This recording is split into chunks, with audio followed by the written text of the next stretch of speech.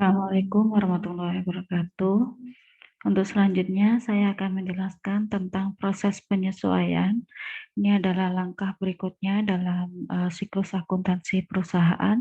Jadi kemarin kita sudah membahas tentang buku besar. Untuk selanjutnya, yaitu membahas tentang transaksi-transaksi yang perlu disesuaikan di akhir periode atau misalkan di setiap bulannya. Ada beban-beban yang harus dicatatkan untuk kemudian masuk dalam proses penyesuaian. Baik, untuk detailnya kita akan mulai pembahasan tentang proses penyesuaian.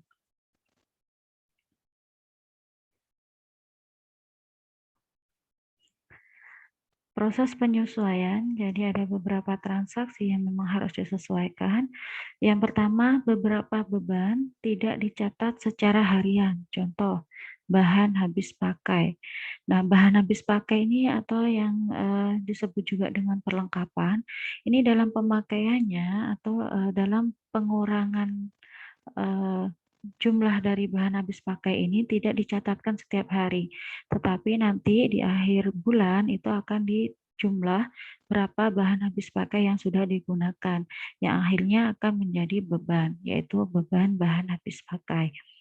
Kemudian yang kedua, beberapa pendapatan dan beban direalisasi dengan berlalunya waktu dan bukan transaksi yang terjadi secara khusus. Contoh, sewa diterima di muka, maka akan direalisasikan menjadi pendapatan sewa. Atau asuransi dibayar di muka, maka di akhir periode akan diakui sebagai beban asuransinya. Nah, untuk lengkapnya nanti kita akan bahas di bawah. Selanjutnya yang ketiga, beberapa pendapatan dan beban mungkin belum dicatat. Contoh yang pertama adalah piutang yang muncul atas pendapatan jasa yang sudah dilakukan. Nah, jasa sudah dilakukan, maka kita bisa mengakuinya sebagai pendapatan, tetapi kas belum diterima yang masih harus diklaimkan ke pelanggan, maka muncul piutang. Kemudian beban gaji yang sudah gaji yang harusnya sudah dibayarkan sudah terjadi proses melakukan kegiatan ya, pegawai sudah bekerja seperti itu, harusnya dibayarkan gajinya tetapi belum dibayarkan, maka muncul utang gaji. Nah, beban gaji sudah ada, jadi kita harus mencatatnya sebagai beban gaji, tetapi belum dibayarkan, maka muncul utang gaji. Nah, ini jadi karena akrual ya, jadi waktu tanggal pembayaran gaji ini harus dicatat dulu. Nanti di bulan berikutnya, misalkan di awal bulan baru dibayarkan gajinya, tetapi di akhir periode pencatatan ini harus dicatatkan dulu beban gaji yang harus ditanggung di bulan tersebut. Nah, selengkapnya nanti di bawah. Selanjutnya, jenis akun yang memerlukan penyesuaian. Yang pertama yaitu beban dibayar di muka, kemudian yang kedua pendapatan diterima di muka, yang ketiga pendapatan yang masih akan diterima, dan yang keempat beban yang masih harus dibayar. Nah, sebelumnya ini adalah daftar saldo yang belum disesuaikan untuk perusahaan Solusinet yang untuk periode yang berakhir tanggal 31 Desember 2014. Nah, ini ya, ini saldo yang belum disesuaikan daftar saldonya. Selanjutnya adalah pembahasan dari setiap hal yang perlu disesuaikan. Yang pertama, beban dibayar di muka. Beban dibayar di muka atau prepaid expense adalah beban yang akan datang yang awalnya dicatat sebagai aset karena kasnya telah dibayarkan, padahal jasa atau barangnya belum diterima. Aset ini kemudian berubah menjadi beban seiring dengan berjalannya waktu atau melalui kegiatan normal perusahaan. Nah, yang pertama, bahan habis pakai. Contoh transaksi. Pada tanggal 31 Desember, jumlah bahan habis pakai yang tersisa sebesar 760.000. Cara menghitungnya, Bahan habis pakai yang tersedia selama Desember sesuai dengan saldo akun yaitu Rp2.000.000. Kemudian sisa bahan habis pakai pada tanggal 31 Desember 2014 adalah Rp760.000. Maka bahan habis pakai yang digunakan atau dalam jumlah penyesuaian yaitu Rp1.240.000. Nah, jumlah Rp1.240.000 ini yang akan dicatatkan sebagai beban bahan habis pakai. Nah, bisa dipahami ya. Jadi ini di transaksi yang ditunjukkan di sini adalah jumlah bahan habis pakai yang tersisa. Jadi di akhir bulan itu dihitung secara fisik berapa bahan habis pakai yang masih ada atau perlengkapan yang masih ada itu berapa. Nah, setelah dilakukan perhitungan fisik ternyata perlengkapan yang masih ada yaitu sejumlah Rp760.000. Maka berapa bahan habis pakai yang sudah digunakan? Dihitung saldo awalnya berapa gitu ya. Saldo awalnya ketika masih berupa aset, bahan habis pakai atau perlengkapan ini di saldo awalnya berapa, yaitu misalnya 2 juta. Kemudian setelah perhitungan fisik sisa bahan habis pakai 760.000. Nah, barulah dicari bahan habis pakai yang sudah digunakan sejumlah 1.240.000. Jadi yang awal dikurangi dengan sisanya. Jurnalnya yaitu beban bahan habis pakai, debit, kreditnya bahan habis pakai, sejumlah Rp1.240.000. Ya, jadi debit beban bahan habis pakai, kreditnya bahan habis pakai. Kan bahan habis pakainya berkurang sesuai dengan yang sudah digunakan. Maka di sisi kredit pencatatannya. Nah, dampak persamaan akuntansinya di sisi aset bahan habis pakai saldo awal 2 juta di sisi debit, kemudian setelah adanya penyesuaian kredit senilai 1.240.000 sehingga saldo penyesuaiannya yaitu 760.000 debit. Selanjutnya di sisi ekuitas pemilik yaitu pada akun beban bahan habis pakai saldo awal. Ini ada saldo awal untuk beban habis pakai 800.000 ya.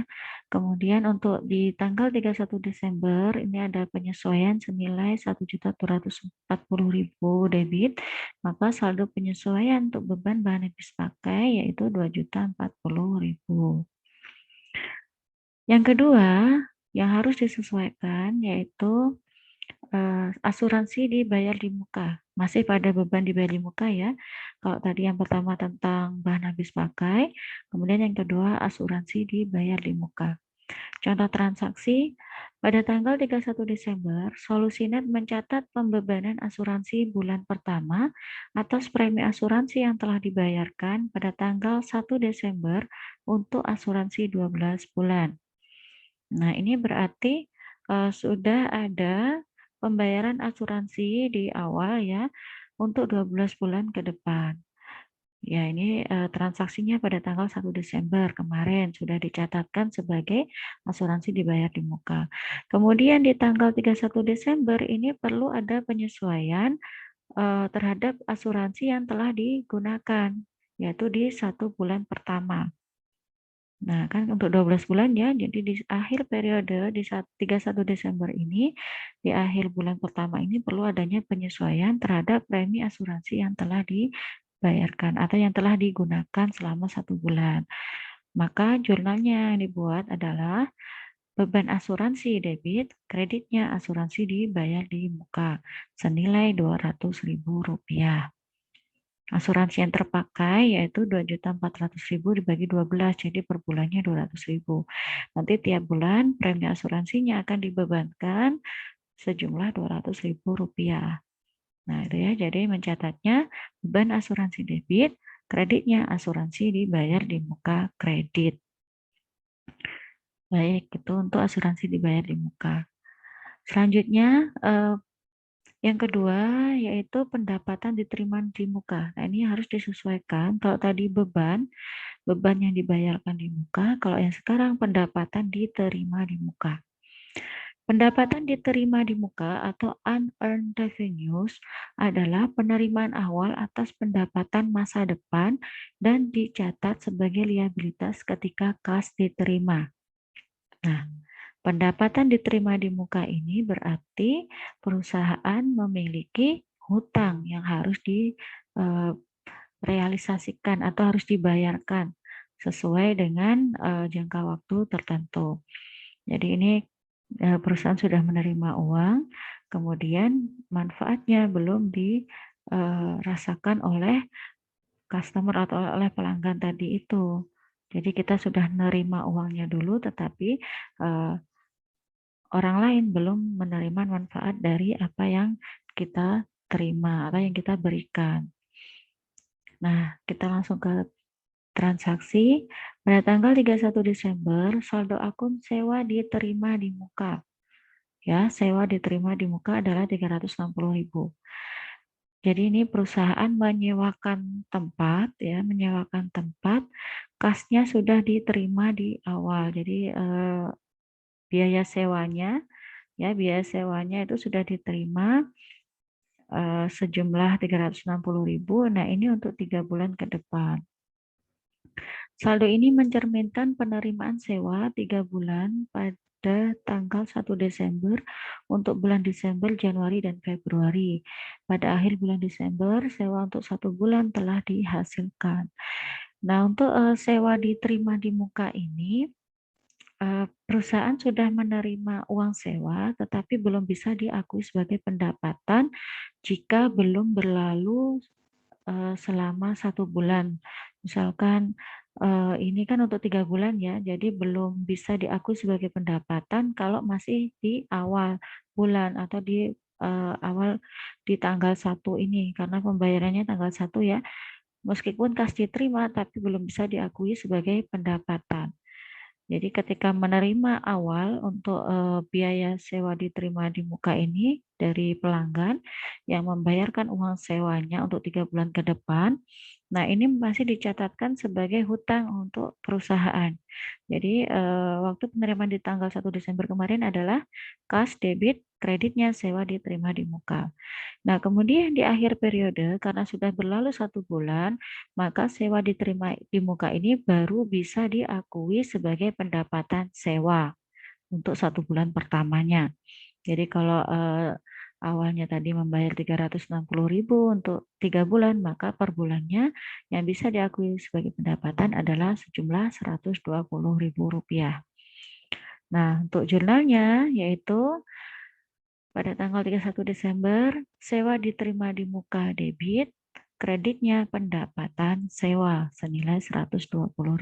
Nah ini ya, jadi baru bisa diakui sebagai pendapatan ketika sudah berlalu 1 bulan. Sewa diterima di muka debit dan kreditnya pendapatan sewa senilai 120.000. Selanjutnya, pendapatan yang masih akan diterima. Pendapatan yang masih akan diterima atau accrued revenues adalah pendapatan yang telah dihasilkan tetapi kas belum diterima. Jadi perusahaan sudah melakukan jasanya tetapi pelanggan belum membayar. Akhirnya muncullah piutang. Seperti itu. Jadi perusahaan punya hak untuk mengklaim atau menagih kepada pelanggannya. Contoh transaksi tanggal 31 Desember, Solusinet melakukan klaim kepada pelanggan atas pembayaran jasa konsultasi yang telah dilakukan sebesar 500.000. Maka jurnalnya adalah piutang usaha debit dan kreditnya pendapatan jasa senilai 500.000. Pendapatan yang masih akan diterima. Jadi muncul piutang ya, piutang usaha. Selanjutnya, beban yang masih harus dibayar atau accrued expenses adalah beban yang telah terjadi tetapi belum dicatat dan belum dibayarkan. Contoh transaksi pada tanggal 31 Desember, Solusinet berutang upah kepada karyawannya sebesar 250.000. Maka jurnal yang dibuat adalah beban upah pada utang upah senilai 250.000. Nah, karena ini beban ini sudah terjadi, jadi kalau misalkan upah ini berarti kan karyawan sudah bekerja dalam jangka waktu misalkan 2 minggu, kemudian harusnya dibayarkan upahnya di awal bulan ya. Upah misalkan tiap pembayaran upahnya itu setiap tanggal 1 dan tanggal 16, tanggal 15 gitu ya. Nah, karena ini pencatatan tiap tanggal 31 Desember, bayar upahnya itu masih tanggal 1, maka perlu dicatatkan dulu beban yang telah terjadi atau yang harus dibayarkan. Maka muncul utang upah. Nah, pencatatannya yaitu beban upah, debit, kreditnya utang upah. Nanti di tanggal 1, maka akan ada pembayaran upah, yaitu utang upah pada kas senilai 250.000, seperti itu. Jadi di tanggal 31 ini perlu dibayarkan, perlu dicatatkan beban upah yang sudah terjadi dulu selama 15 hari berjalan, misalkan kayak gitu. Maka muncullah utang upah. Oke. Selanjutnya kita membahas tentang beban penyusutan. Aset tetap atau fixed asset atau plan asset adalah sumber daya fisik yang dimiliki dan digunakan oleh perusahaan dan bersifat permanen atau memiliki masa manfaat yang panjang, atau bisa disebut juga memiliki masa manfaat lebih dari 1 tahun. Penurunan kemampuan memberikan manfaat kepada pengguna aset tetap disebut penyusutan atau depresiasi. Penurunan kemampuan dalam memberikan manfaat kepada pengguna aset tetap disebut penyusutan atau depresiasi. Semua aset tetap kecuali tanah akan kehilangan manfaatnya. Jadi semua jenis aset tetap, misalkan kendaraan, gedung, kemudian mesin, ini akan menyusut. Nilainya akan menyusut. Kecuali tanah. Kalau tanah tidak ada penyusutan. Penurunan manfaat aset yang dipakai untuk menghasilkan pendapatan dicatat sebagai beban. Beban ini dicatat setiap tahun sepanjang masa manfaatnya yang disebut dengan beban penyusutan. Ayat jurnal penyesuaian untuk penyusutan yaitu dengan mendebit akun beban penyusutan dan mengkredit akun akumulasi penyusutan. Akun akumulasi penyusutan disebut akun kontra atau kontra accounts atau akun kontra aset atau kontra aset accounts karena akun tersebut dikurangi dari akun aset pasangannya di laporan posisi keuangan. Ini contoh saldo normal akun akumulasi penyusutan adalah kredit. Dicontohkan di sini aset tetap dan kontra asetnya. Aset tetap tanah tidak ada. Tanah tidak disusutkan, jadi tidak ada akun kontranya. Kemudian gedung, akumulasi penyusutan gedung. Peralatan kantor, akumulasi penyusutan peralatan toko ya ini. Oh, peralatan toko dulu. Akumulasi penyusutan peralatan toko, kemudian peralatan kantor, akumulasi penyusutan peralatan kantor. Jadi untuk akumulasi penyusutan ini letaknya di laporan posisi keuangan atau di neraca itu langsung di bawah asetnya ya. Kalau gedung pertama itu catatkan gedung, aset tetap, kemudian di bawahnya akan dituliskan akumulasi penyusutan gedung, seperti itu. Kita ke transaksi. Pada tanggal 31 Desember diasumsikan peralatan kantor menyusut Rp50.000 selama bulan Desember. Maka jurnalnya adalah beban penyusutan pada akumulasi penyusutan peralatan kantor. Beban penyusutan debit, akumulasi penyusutan peralatan kantor kredit senilai Rp50.000.